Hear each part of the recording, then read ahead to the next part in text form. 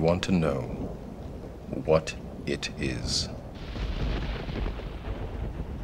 The matrix is everywhere. It is all around us.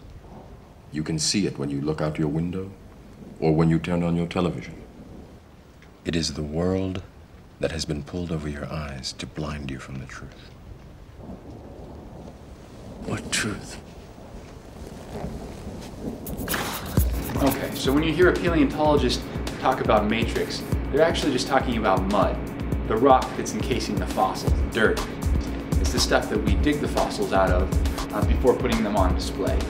You'll be hearing the word matrix a lot today as we answer two of the most frequently asked questions here at the BYU Museum of Paleontology.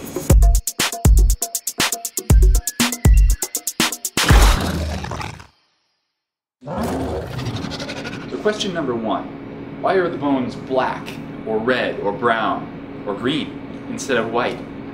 All dinosaur bones started out white, just like our bones, but through the process of fossilization, their color was changed.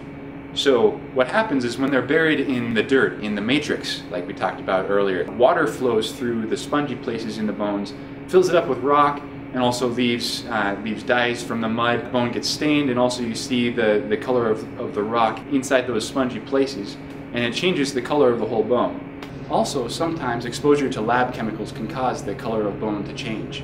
So we get all kinds of interesting colors in dinosaur bones.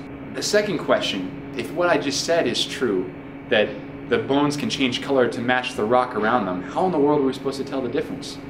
To answer that question, we'll go to Jeff Higgerson, a field expert on location. A lot of times when you're identifying the bone, you have to look at several things.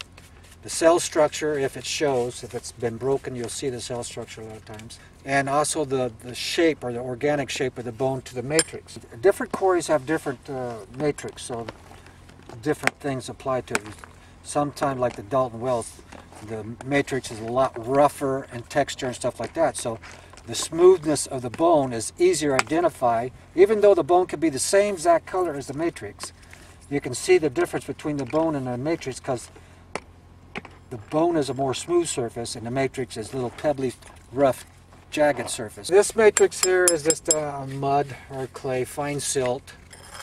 The bones in this clay is sometimes hard to identify because of the same color. And this clay has got a smooth surface on it, and some of the bones have a smooth surface, and that makes it difficult. But when you break the bone open, you see all the cell structure, and it's usually a different color than the mud is here. So that's usually a good evidence that there's a bone there, is this cell structure. And also you'll see a bone cast like this one here. You'll see that sometimes before you see the bone because you knock the bone out, and you'll see the cast, and you say, oh, there's a cast, so there is, look, you start looking for the bone. But you have to use several different ways to identify the bone.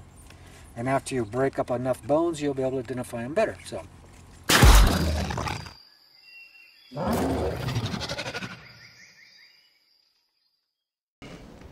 Unfortunately, no one can be told what the matrix is. You have to see it for yourself.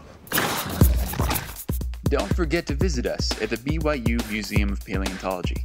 Admission is free and open to the public. We can be found directly across the street from Lavelle Edwards Football Stadium, 1683 North Canyon Road in Provo, Utah.